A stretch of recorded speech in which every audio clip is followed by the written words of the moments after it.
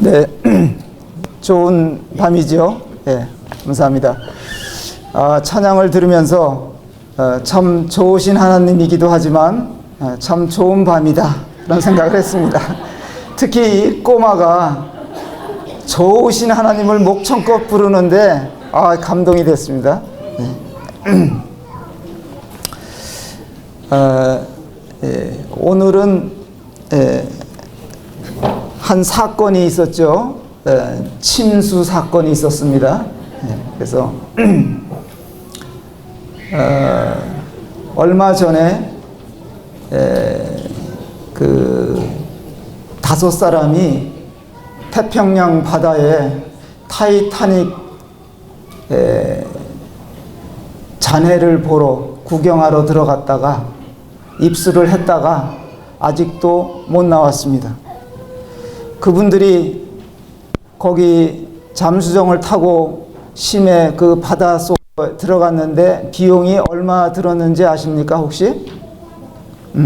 3억 뭐 몇천만 원 들었다 그래요. 1인당. 네.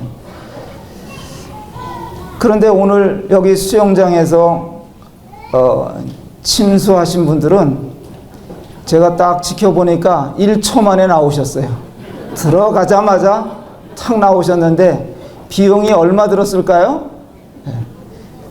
비용은 예수님의 핏값으로 다 지불이 된 거예요. 예, 놀랍죠? 예, 일단 이 9분에 8분이었는데 한 분은 막차를 타셨어요. 그래서 9분이 침례를 받으셨는데 축하드리는 바입니다. 너무 잘하셨어요. 그래서 우리 모두가 함께 기뻐했던 하루인 것 같습니다. 이번 수양의 주제가 성령 안에 사는 삶인데 어렵게 생각할 필요는 없다. 그런 생각을 저는 해보게 됩니다. 신앙생활이라는 것은 어렵게 생각하면 어려운 것이지만 그러나 성경에서 가르쳐 주시는 원리와 또 하나님의 뜻과 그 배려를 이해하면 어렵지 않게 신앙생활을 할 수 있다. 그렇게 믿습니다. 그 중에 하나가 성령을 의지하고 또 성령님 안에 사는 법을 잘 이해하고 보는 것입니다. 하나님의 창조 세계는 대단히 복잡하죠. 그래서 초고도화된 조합과 그리고 이 우주는 시스템화돼서 운영될 수 있도록 그런 체계로 하나님이 세상을 창조하셨기 때문에 예를 들어서 지구의 자전이라든지 공전이라든지 사계절이 돌아오는 것이라든지 이런 변화와 그 질서가 있는 시스템으로 하나님이 창조하셨기 때문에 참으로 놀라운 것이고 골로새서 1장 말씀에 보면 이 만물을 창조하신 분이 보이는 것과 보이지 않는 것도 창조하셨고 또 그분이 친히 붙들고 계시기 때문에 우주 만물이 지금도 보존되고 있고 운영되고 있고 그렇다는 것입니다. 뿐만 아니라 지구 내에 이런 고차원적인 생명체의 DNA 등 이런 것들을 이렇게 과학자들이 이야기하는데 이런 것들은 인간의 지능으로는 다 풀어낼 수도 없는 것들이고 이해하기도 어려운 부분입니다. 그런데 하나님이 이런 것들을 어떻게 만드셨는가 그것을 조금 이해하고 그 원리를 조금만 터득하면 그 속에서 우리가 삶을 영위하는데 어렵지 않게 하셨다. 이것이 이제 우리가 성경을 통해서 배우는 바입니다.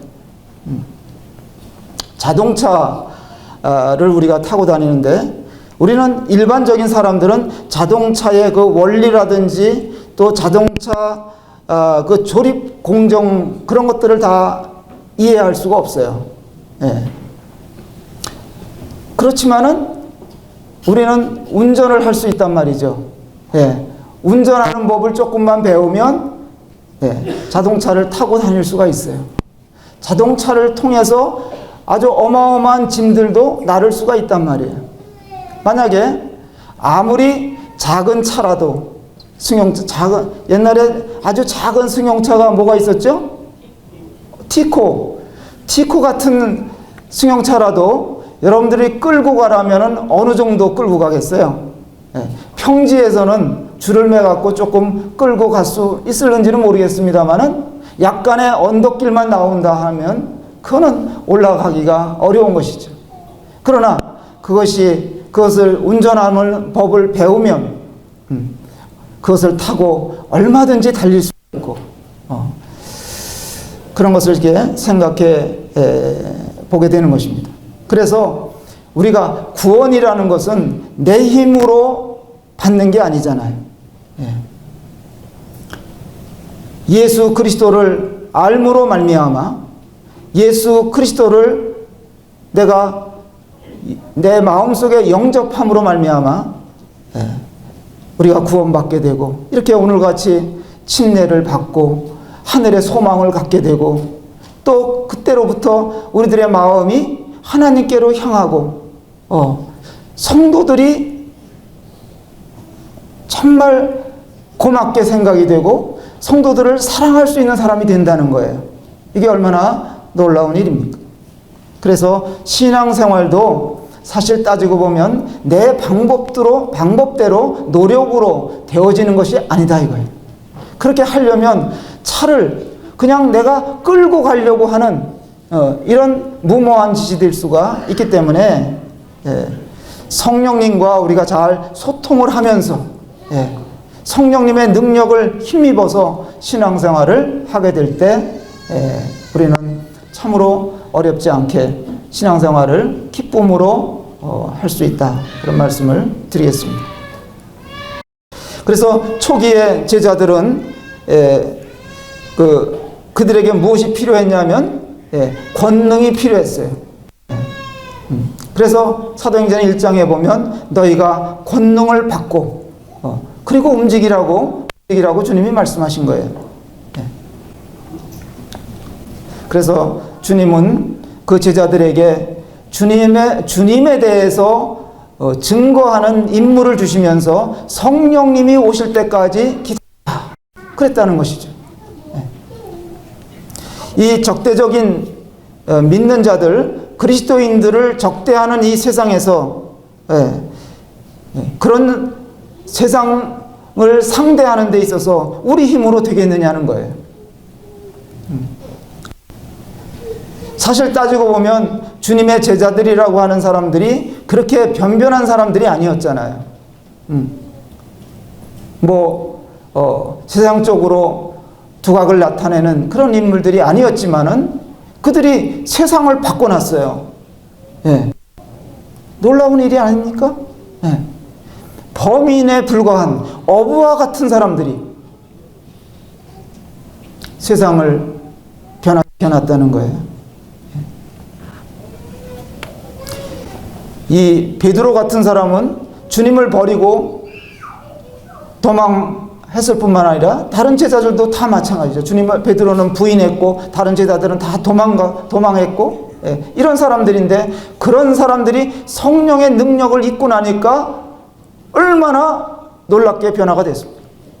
하루에 3,000명이 구원을 받았어요. 그때는 침례를 어떻게 받았을까요? 줄을 서서 받았을 거예요. 줄을 서서 그냥 줄 속으로 들어갔다가 자기가 나갔을 거예요. 그렇죠? 3,000명의 사람들을 침례를 주려면 어떻게 해야 되겠어요? 세상을 뒤집어 놨습니다. 주님은 우리를 사랑하시기 때문에 제자들을 사랑하셨기 때문에 그들만 남겨두고 가기를 원치 않으셨고 그들에게 보장책을 마련하시기를 기뻐하셨던 거예요.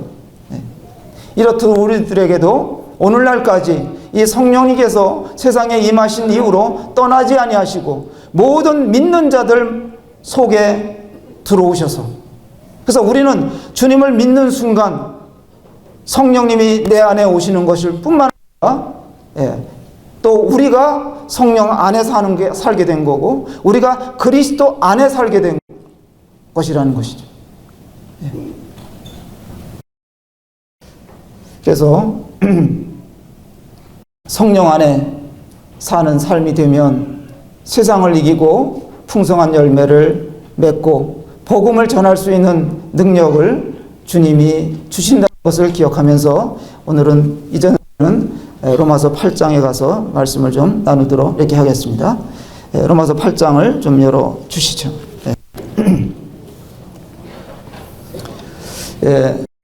어제도 또 오늘 아침에도 잠깐 말씀을 드렸습니다마는 6장의 내용을 볼 것 같으면 새 생명 가운데 행하게 하기 위해서 우리를 구원하셨다 그랬습니다.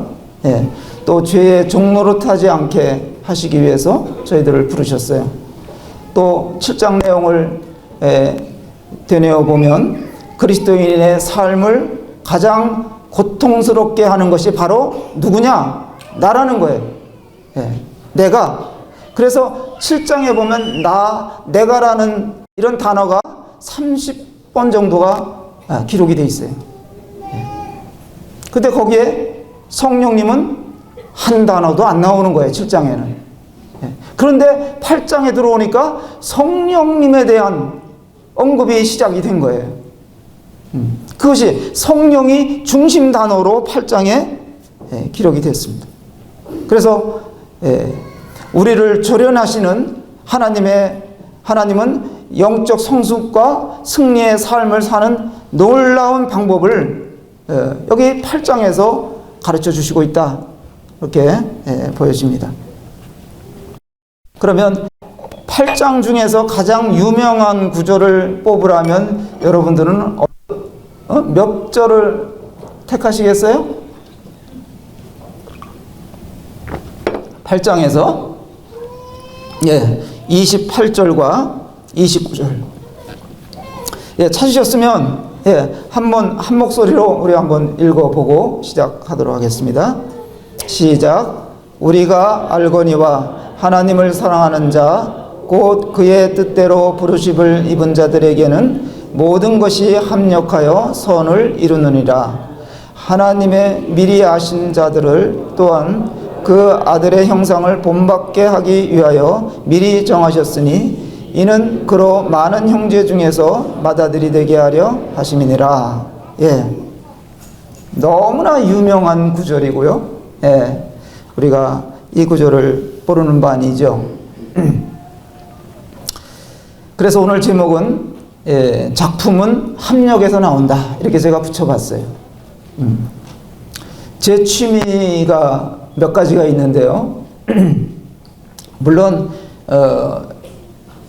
몇몇 가지들은 이제 뭐 말씀드리기는 그렇지만 그 중에 하나는 제 취미는 이제 무엇을 만드는 거예요.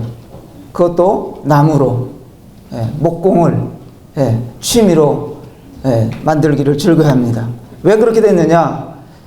20여 년 전에 예배당을 짓고 나니까 나무들이 많이 남았어요. 이것을 재활용할 방법이 없을까? 그러다가 뭐 이것저것 의자도 만들어 놓고 모두 만들다 보니까 이제 나무로 이것저것 만드는 재미가 붙은 거예요. 그렇다고 해서 제가 뭐 이렇게 번듯하게 뭐 작품 만들어 놓은 것은 별로 없어요. 다 보면은 그렇고 그 정도지요. 그렇지만 저는 재미있어서 그런 것들을 이제 만들었는데요. 테이블 하나를 만드는 것도 많은 재료들이 필요하다는 것을 이제 만들어 보신 분들은 아실 거예요. 아까 이제 낮에 우리 그 형제님 누구셔요? 머리 묶으신 형제님, 김문홍? 그 형제님하고 잠깐 차를 마시면서 교제할 시간이 있었는데 그 형제님이 그런 면에서 아주 재능이 있으신 것 같더라고요. 그래서 그런 분들은 잘 이해하시겠죠. 이런 강대상을 하나 만들더라도 여기에는 그냥 보면은 뭐 나무로 그렇게 만든 것 같이 보이지만 여기에 많은 재료들이 합쳐져서 이 작품이 나오는 거예요. 자동차가 한 대가 만들어지기 위해서 부품이 몇 개나 필요한지 아십니까? 이야기 들어보니까 2만 개가 필요하대요. 그런 것들이 볼트 하나에서부터 그런 것들이 합력이 되어서 연합이 되어서 조립이 되어서 작품이 나오는 것입니다. 우리 여기 나와서 찬양 부른 아이들이 얼마나 이뻐요. 그 아이를 키워내기 위해서는 얼마나 많은 합력이 이루어졌을까, 그런 생각을 해보게 되는 것이죠. 농사를 짓는 분도 그래요. 우리가 뭐 오늘 저녁에 사과를 하나씩 얻어 먹었습니다마는 사과 그거 하나 맺히게 하기 위해서 농부들이 얼마나 많은 과정을 거치고 일들이 아우러져 가지고 그런 열매들이 나오는지 우리는 좀 생각해 볼 수 있는 것입니다. 그래서 이스라엘 백성들이 광야 생활 40년 만에 요단강 앞에 이제 당도하게 됐는데요. 그때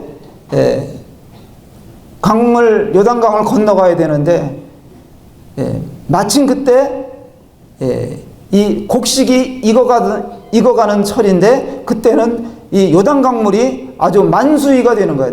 흘러 넘치는 거예요, 강물이.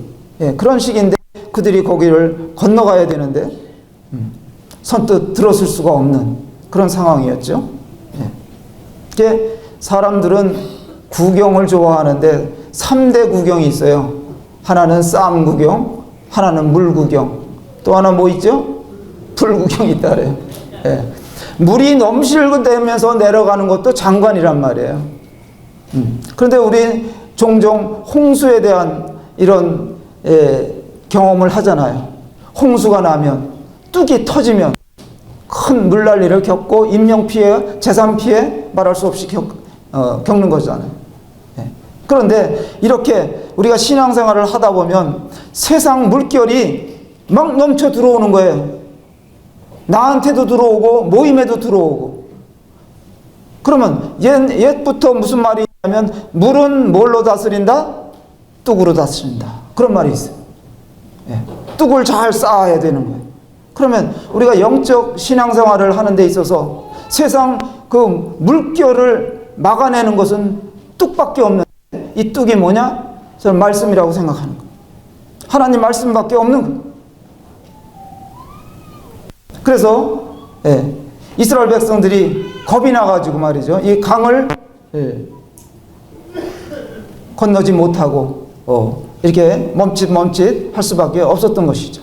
그런데 하나님께서 또 다른 홍해를 건넜던 그 기적과 같은 또 다른 기적을 일으켜 주셔서 그들이 마른 땅같이 또 요단강을 건너서 가나안에 마침내 들어갔다 하는 내용을 우리는 익히 알고 있습니다. 그래서 로마서 8장에 들어오니까 이스라엘 백성들이 전혀 다른 환경에 광야의 생활 살다가 이런 가나안 땅에 들어간 것과 같은 이런 느낌을 받을 수 있는 로마서 8장이 펼쳐지는 거예요. 그래서 7장에서는 한 번도 언급이 없던 성령님에 대한 단어들이 20여 정도 이렇게 나옵니다. 그래서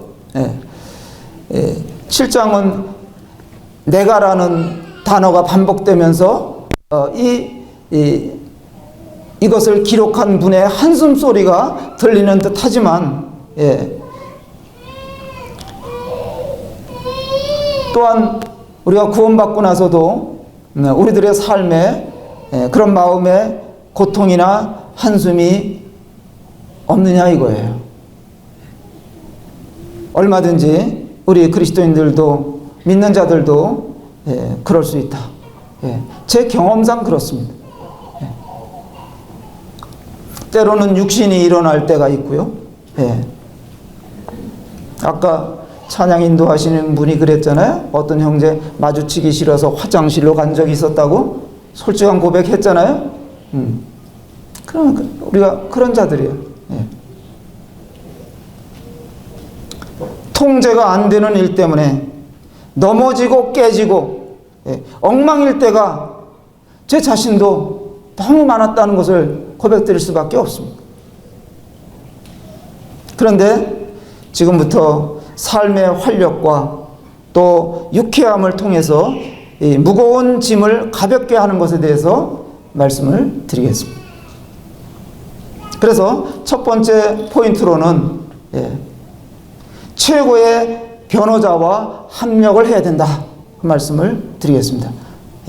우리 1절과 2절 말씀 한번 보실까요? 1절에 보시면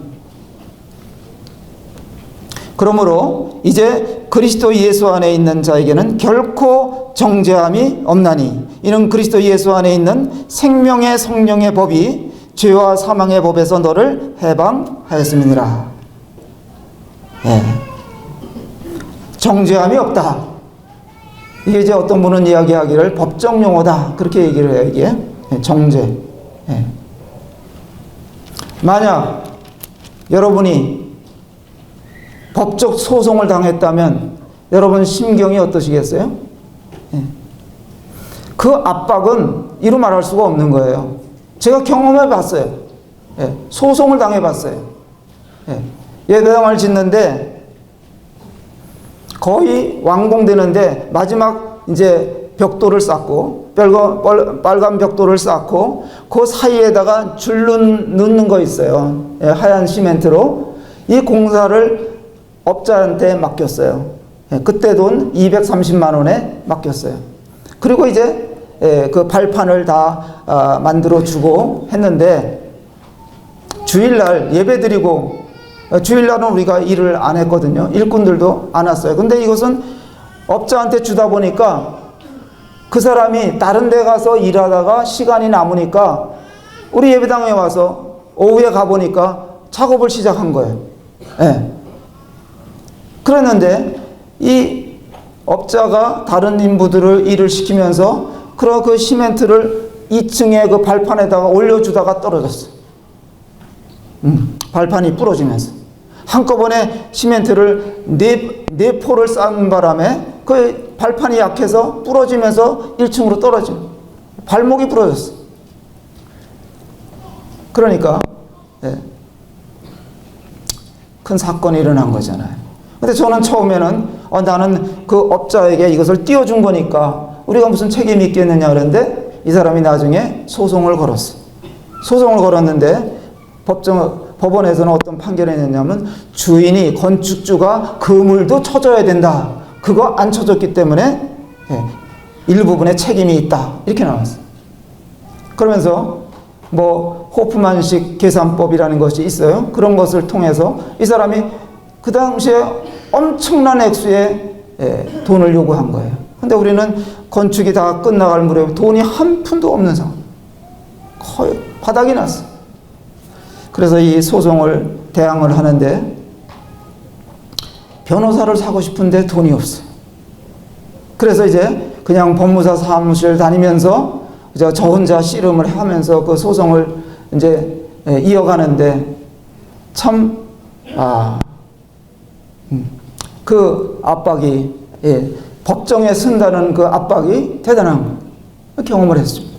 근데 요즘에 보면 죄를 많이 짓고선도 뻔뻔한 사람들 보면 강심자입니다. 이런 생각을 하는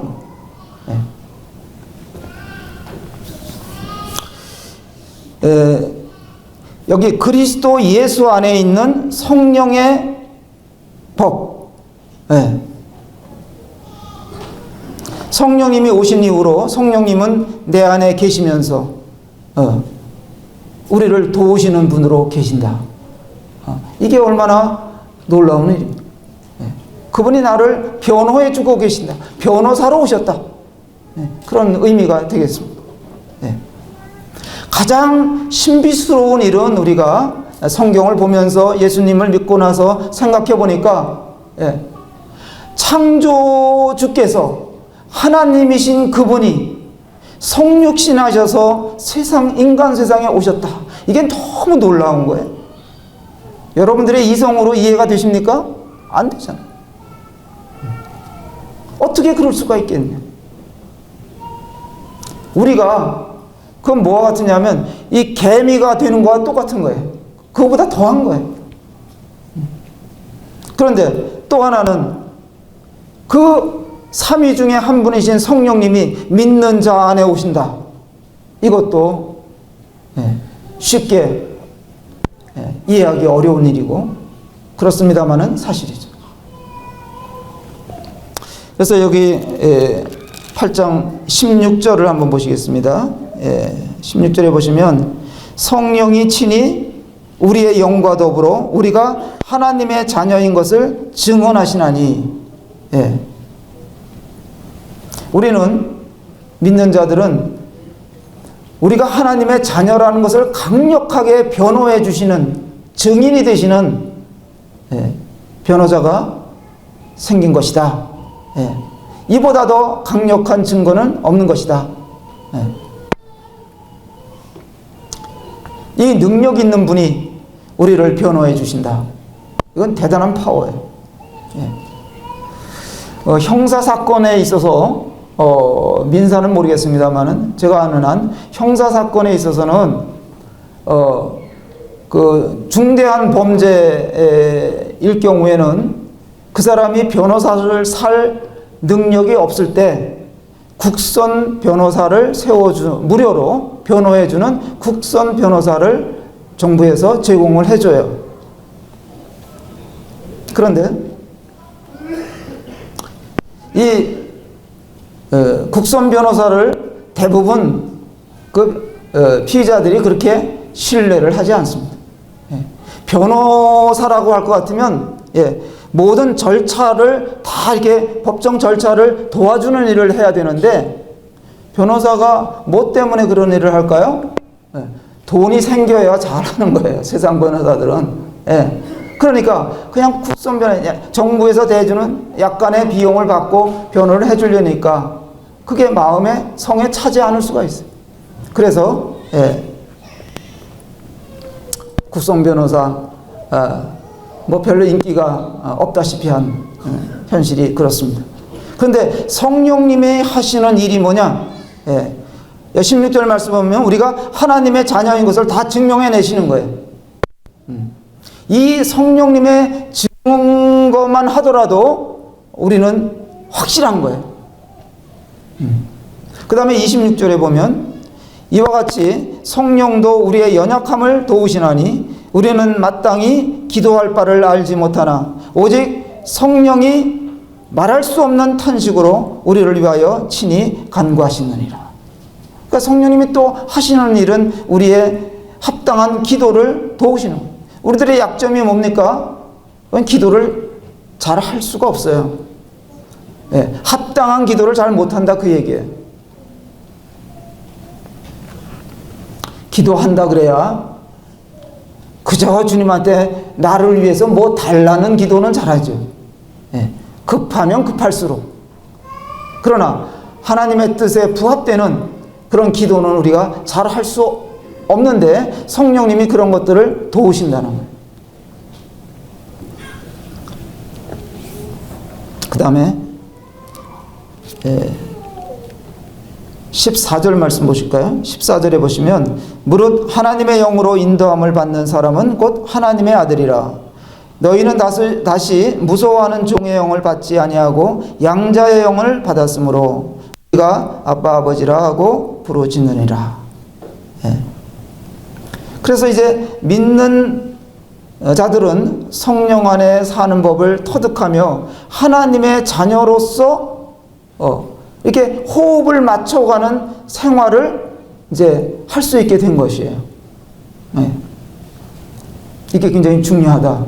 그런 말씀을 드립니다. 하나님과 함께 호흡하며 산다.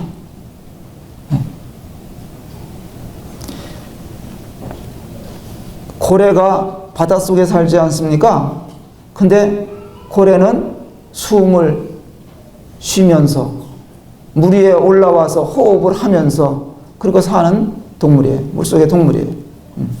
우리는 세상에 살지만 세상 속에 살고 있지만 세상 방법과 세상 물만 먹고 마시고 사는 그런 자들이 아니라는 거예요. 바닷물이 얼마나 짠지 드셔보셨습니까? 예. 바다에 들어갔다가 한 모금 한번 마셔보세요. 파도를 맞든지 굉장히 짜죠. 예. 그런데 바닷속에 사는 고등어가 짤까요? 안 짜요? 짜요? 짠 거는 그거는 염장한 고등어 사서 드셔서 그래요. 원래 바닷속에 사는 고등어는 짜지 않은 거예요. 예. 바닷물이 그렇게 짠데 그 속에 사는 물고기가 짜지 않다는 거예요. 생명이 없는 물고기는 소금에 절여지고, 예. 그래서 짜게 되지만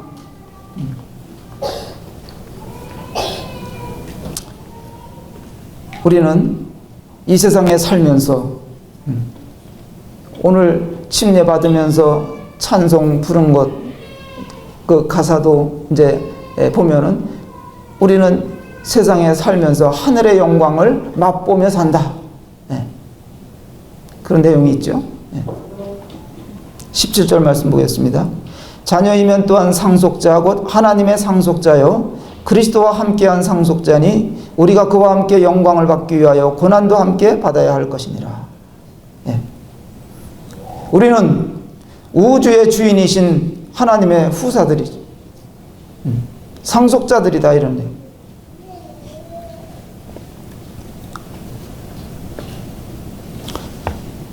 이곳에 살면서 정말 고난도 때로는 받고 멸시도 받는 것이 현실입니다마는 그러나 그 나라의 영광을 우리가 생각하면서 이런 것들을 이기면서 사는 거예요. 견디는 거예요. 우리는 정죄의 심판을 받지 않도록 하나님이 하셨어요. 예수 그리스도를 통해서. 또 우리에게는 나중에 상급의 심판대 앞에 서도록 이렇게 하나님께서는 약속을 하셨습니다. 그래서 그날의 영광을 생각하면서 성도님들은 사셔야 될 줄로 믿습니다. 최고의 변호사이신 성령님은 이 사탄의 모든 송사들을 다 막아주시는 유능한 최고의 변호자이신 것입니다.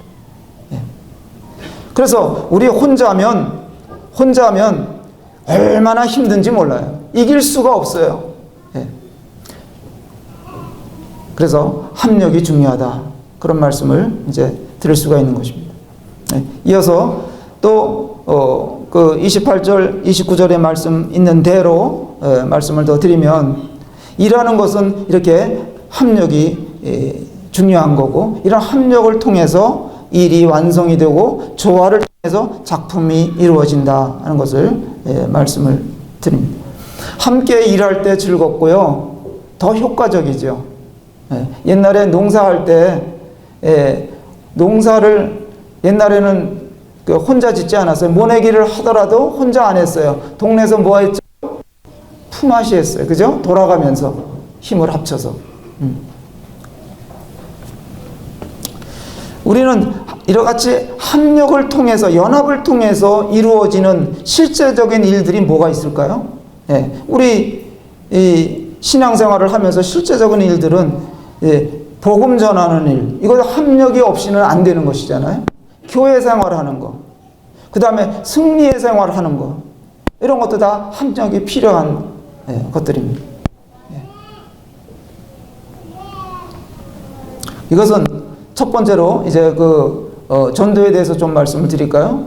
이 복음 전하는 일, 이거는 뭐 해외도 마찬가지고 국내도 마찬가지고 이거 한 사람이 다 할 수 있는 일이 아니에요. 한 영혼을 얻기 위해서 오늘 9분이 침례를 받았잖아요. 그 한 분 한 분을 한번 생각해 보세요. 누가 혼자 다 했겠어요? 그거를 한 영혼을 인도하는데 혼자 안 되는 거예요. 기도해 주시는 분이 있고 이분과 몇 달이고 또 몇 년인지도 모르지만은 사귀고 인도한 분이 계시잖아요.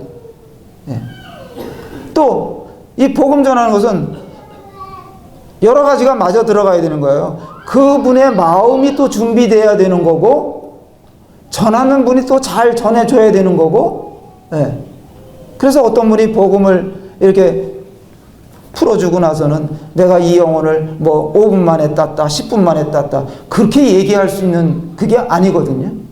예. 제가 지난 시간에도 말씀드렸습니다만은, 열린문 선교 후원에 이렇게 섬기면서 여러 이런 선교지를 다녀봤고, 선교사들을 만나서 교제도 많이 해봤어요. 예. 선교사들이 혼자서 내가 이곳에 와갖고 다 복음 전해갖고 영혼들을 얻었고 교회를 세웠다, 그렇게 말하는 형제들이 없어요. 예. 연합이 없이는 불가능한 것이죠. 국내에서 많은 성도들이 헌신을 통해서 헌금을 보내줘야 되는 일들도 있는 것이고요. 예. 또 돈만 보낸다고 되는 게 또 아니더라고요. 예. 그런 선교사들의 삶을 이렇게 들여다보면 그들의 영적 쇠약을 어떻게 우리가 도울 수 있을 것인가, 그런 문제도 또 보이는 거예요. 심지어는 선교사들은 정신적으로 어려움에 처해 있는 선교사들도 있어요. 최근에도 보고 왔어요. 육체적으로도 한계를 느끼는 때가 있어요. 제가 이런 선교지를 다닌다든지 여행을 해외를 가면서 유심히 본 게 있어요. 그게 뭐냐면 비행기 탈 때 유심히 보는 거예요. 이 비행기가 이 많은 사람들을 실어 나르기 위해서 누가 필요해요? 조종사 혼자 다 그 비행기에 사람들을 끌고 가는 게 아니에요. 승무원들이 있어야 되겠고요. 예. 승무원들만 있으면 되나요? 예. 그 정비사들 보니까 비행기가 항상 뜨기 전에는 정비사들이 분주하게 움직이는 거예요. 그 비행기 밑에 가지고. 그러니까 정비가 완료가 돼야만이 승객을 태우는 거예요. 그러면 승객만 태우면 되나요? 또 먹을거리를 실어 날라야 될 거예요. 그럼 또 먹을 거 실어 오는 업체들이 있어요. 이런 것이 다 합력을 통해서 이루어지는 것들이죠. 그러면 교회 생활을 우리가 혼자 할 수 있다, 그건 아니잖아요. 그리스도인들이 이제 신앙생활을 시작하면 성장해 가야 되는 거고, 배워가야 되는 거고, 이런 것들이 혼자 다 할 수 있는 일들이 아니고 연합을 통해서 이루어지는 거예요. 합력을 통해서 이루어지는 거예요. 제가 지금까지 주님을 섬겨오면서 경험한 바로는 제일 무거운 사람이 어떤 사람이라고 생각하세요? 철든 사람이 제일 무겁습니다. 그래서 철 들고 보니까 이런 이제 생각나지는 것들이 있는 거예요. 젊었을 때는 뭐가 제일 먼저 보였냐면 일이 제일 먼저 보였어요. 일거리들이 보여요. 그 일들을 막 쫓아가는 거예요. 그런데 좀 더 후에 보니까 일보다 더 중요한 것은 관계구나, 사람이구나, 그런 생각들이 들기 시작했어요. 아무리 근사한 일을 이루고 어떤 업적을 이루었다 하더라도 관계가 무너지면 그 일들도 다 의미가 없는 거예요. 관계가 깨지면, 사람의 관계가 깨지면 회복이 쉬운 일이 아니에요. 그래서 일을 사람보다 앞세우다 보면 다른 것도 잃어버릴 수가 있다. 이런 것들을 이제 경험을 했습니다. 교회는 연합을 통해서, 합력을 통해서 교회 생활도 가능하게 되는 거예요. 교회에는 이렇게 다양한 분들이 함께 하는 거잖아요. 그러니까 이것은 저는 어떻게 생각하냐면 오케스트라와 같다, 이렇게 생각을 합니다. 작은 오케스트라도 있지만 이렇게 북부 모임 같이 이렇게 큰 오케스트라도 있는 것이고, 오케스트라 보면은 여러 가지 악기들이 이렇게 합력을 이루어서 음악을 하잖아요. 그러면 이제 오케스트라 단원이 됐다, 내가 오케스트라 단원에 속해 있다, 굉장한 자부심을 갖게 되잖아요. 그러면 그 멤버들이 이제 어떤 사람은 이제 멤버들이 오케스트라 단원이 되면 월급을 얼마 받느냐? 얼마인지 전 몰라요. 만약에 500만 원 받는다. 한 달에 500만 원을 받는다. 그러면은 각각 자기가 다루는 악기를 500만 원어치 해야 될 거 아니에요. 500만 원어치 하려면 어떻게 해야 돼요? 바이올린 키는 사람, 피아노 하는 사람, 이런 사람들은 그저 1원, 2원, 3원, 4원, 1원, 2원, 3원, 4원 하면서 이제 500만 원어치 해야 된단 말이에요.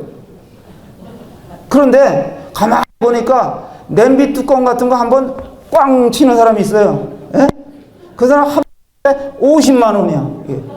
예? 동해물건 해우카 나올 때 보면 한 번 치고 50만 원, 100만 원 치고 월급 받는 거란 말이죠. 예? 그러니까 이 교회에는 다양한 은사들이 있는데 어떤 사람은, 어떤 형제들은 이게 평소에 보면은 뭐 별로 하는 게 없는 것 같아.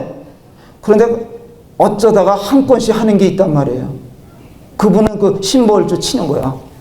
큰 거 한 번씩 하는 거예요. 다 필요한 거예요. 다 필요해. 우리는 합력을 통해서, 연합을 통해서 작품을 이루어 가는 자들입니다. 우리가 승리의 삶을 살기 위해서 또 하나님의 계획 속에서 우리가 있는 것입니다. 성령님은 여기 와 계시지만은 우리를 위해서 십자가를 지셨고 죽은 자 가운데서 부활하시고 승천하신 주님은 하나님 보좌 우편에 앉으셔서 또 우리를 돕고 계신 거예요. 우리의 삶은 하나님 아버지와 아들 예수 그리스도와 성령님의 이 삼중적인 도움 속에 있기 때문에 우리에게는 승리가 보장되어 있다. 그렇게 말씀드립니다. 의심하지 않으셔도 돼요. 근데 한 가지 이제 또 이해하셔야 될 부분이 있는데 아까도 읽어드렸습니다만 26절에 보면 인간의 연약을 인정하라는 거예요. 사람의 연약을 인정해야 된다. 그렇기 때문에 합력이 중요하다는 것입니다. 모든 사람은 다 연약함과 약점을 가지고 있게 마련입니다. 아무리 신령하고 또 신앙의 연륜이 쌓인 분이라도 이 땅에 사는 동안은 연약을 통감하면서 살 수밖에 없다. 그렇게 말씀을 드릴 수 있습니다. 그래서 뭐 아무리 베테랑인 이런 형제님들이라도 다 연약이 있는 거예요. 그것이 또 우리에게 위로가 되는 거잖아요. 저분은 강하기만 하고 저분은 잘 나가기만 하면 그러면 나는 뭐냐 이렇게 생각이 될 수 있는데 다 골고루 우리는 가지고 있는 거예요. 약함이 우리들에게 있게 마련인데 이 약함이 옷이라면 그저 벗어 던지면 되겠습니다만은 그게 그렇게 안 되는 거예요. 주님도 육신을 입고 오셔서 그 약한 모습을 보이실 수밖에 없으셨어요. 그렇기 때문에 우리를 도울 방법으로 성령님을 보내주셨다. 그래서 우리의 영적 삶이 가능하게 하셨다. 승리의 삶을 약속해 주셨다. 이런 말씀을 드리겠습니다.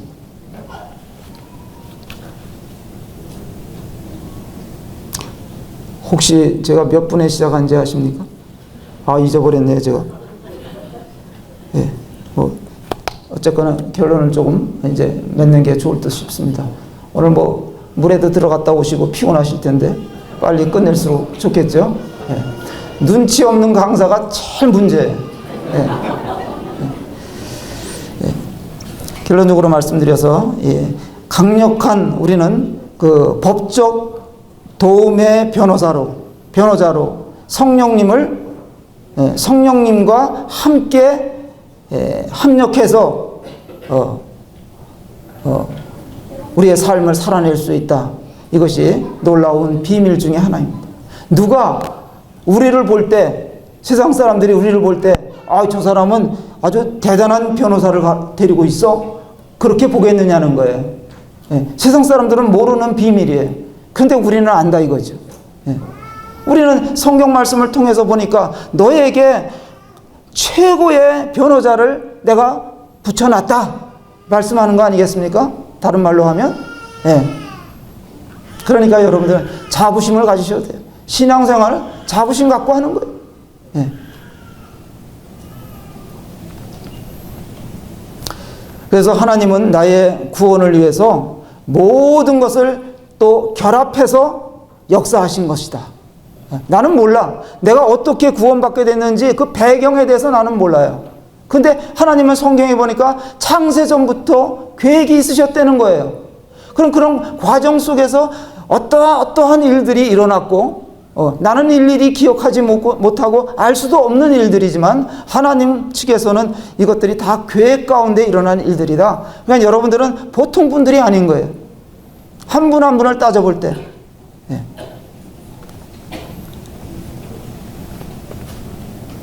우리는 제가 주님을 믿게 된 게 이제 경기도 양평에 와서 예수님을 믿었어요. 예. 경기도 양평에 와서 예수님을 믿었는데 제가 초등학교를 5군데를 다녔거든요. 예. 옛날에 국민학교라 그랬어요. 옛날에 저희 아버님이 그저 여기저기 이렇게 무슨 사업차 옮겨 다니면서 사셨기 때문에 저는 따라다니면서 살 수밖에 없었는데 어쩌다 보니까 양평에 와서 복음을 들었다 이거예요. 그러니까 돌이켜보니까 그것이 하나님의 계획 가운데 섭리 가운데 있었지 않느냐 그렇게 보는 겁니다. 아마 여기 앉아 계신 분들도 내가 어디로 이사했고 또 어떤 일들을 겪었고 이런 것들이 다 아우러져서 합력을 통해서 여러분들이라는 이런 작품이 나온 거예요. 심지어는 사고나 질병까지도 이런 것에 포함이 되는 거예요. 그러니까 여러분들은 어떤 코너에 몰렸다고 낙심하지 마세요. 내가 질병에 노출됐다고 실망할 필요가 없습니다. 경제적으로 지금 어렵다고 그거에 대해서 골똘히 염려하지 마십시오. 이게 다 하나님의 섭리 가운데 있는 거죠.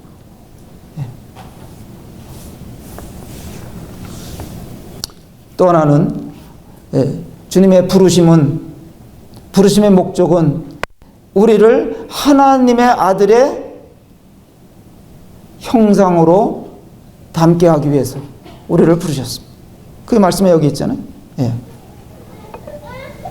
그 아들의 형상을 본받게 하기 위하여. 예. 그러니까 우리가 어떻게 주님을 닮아요? 제가 생각해 볼 때 어떻게 내가 주님을 닮느냐는 거예요. 불가능한 얘기 같아요. 그런데 성령님과 협업을 통해서 가능하게 하셨다. 나는 안 돼. 나는 안 되는데 성령님은. 나는 그냥 주님 옆에서 잘 따라가기만 하면 되도록 돼 있어요. 예. 강원도에는 옛날에 이 소를 결의로 밭을 갈았거든요. 소 2마리가 멍에를 메고 끌고 가는 거예요. 그럼 그 중에 꼭 한 마리는 노련한 소예요. 오래된 암소야, 그것도. 예. 그러면 옆에 따라가는 소는 그저 비틀비틀 지 맘대로 이렇게 가려고 그래요. 처음 배우는 소니까. 그러면 주인은 이 오래된 소를 모는 거예요. 그러면 다른 소는 따라만 가는 거예요. 이 오래된 소가, 암소가 중심을 딱 잡고 가면은, 되는 겁니다.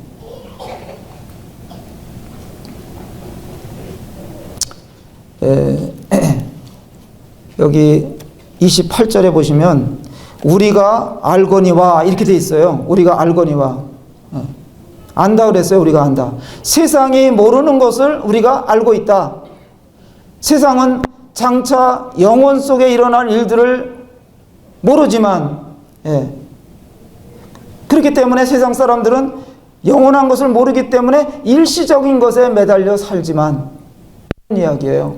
그래서 세상 사람들은 돈이 좋고 권력이 여기서 오래 가지도 못해요. 오래 가지도 못하는 그 권력 때문에 아주 피 튀기게 싸워요. 제가 전시잖아요, 그죠? 전시예요.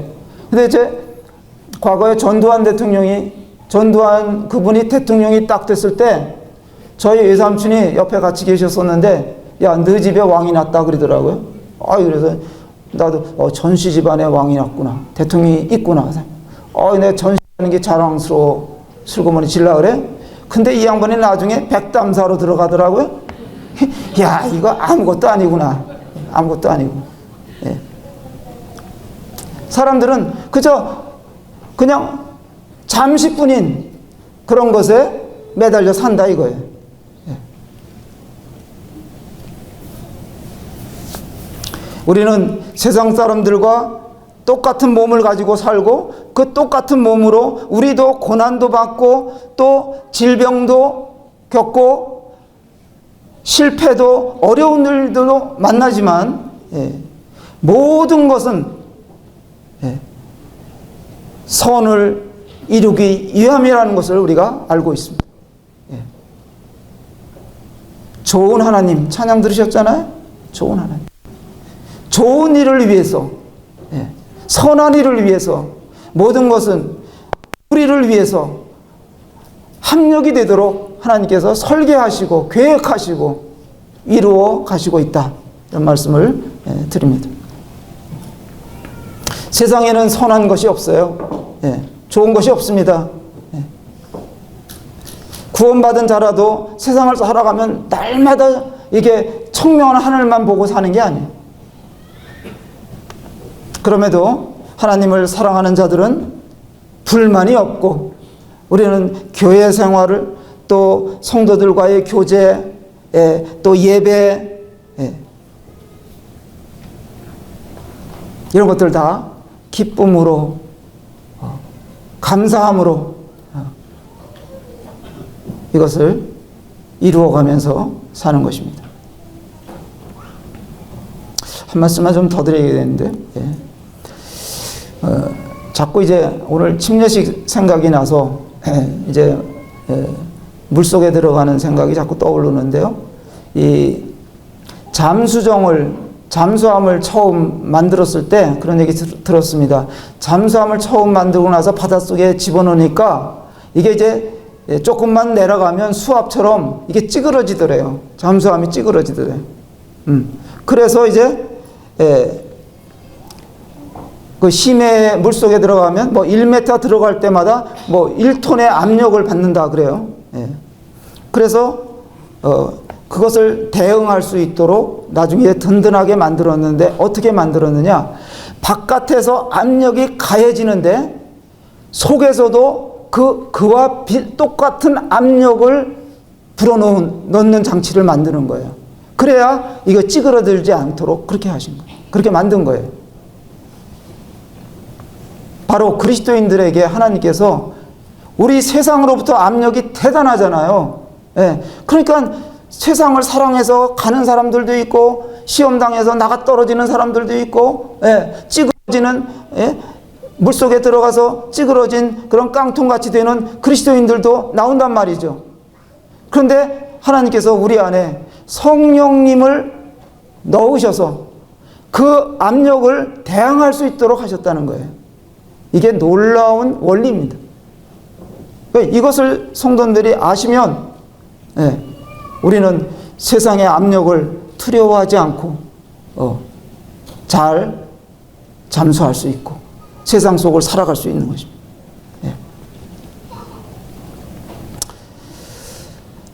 교회는 이렇게 연합을 통해서, 합력을 통해 일이 진행되는 것이죠.